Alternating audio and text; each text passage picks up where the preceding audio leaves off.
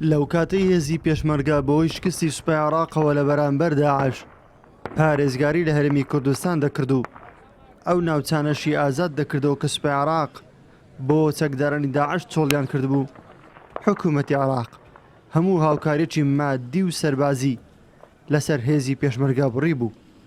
بۆیە تا ئەو کاتێ هاوپەیمانان هاتنە سەرخەت، پێشمەرگە بە کەمترین پێداویستی سەربازی لە بەرگریکردن بەردەوام بوو.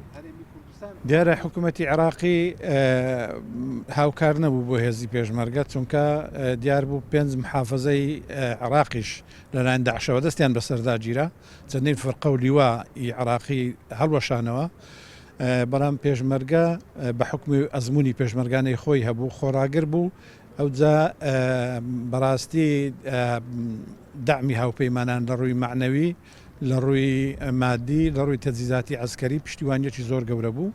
بۆی پێشمەرگە زالبی بەسەر ئەو پیلانە نەگریس و گڵاوەی کەدایان نەبوو لە بۆ گەلی کوردستان، پێشمەرگە بووە هۆکاری سەرەکیەوەی ئەو پیلانە تێک بشتێنی.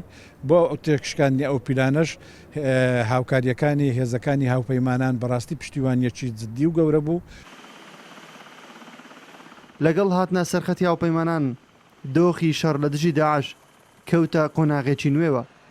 هاوپەیمانان لە ئاسمان و هێزی پێشمەرگە لەسەر زەوی ڕۆژ بەردوای ڕۆژ شکستیان بە چەکدارانی داعش دەنووسیەوە.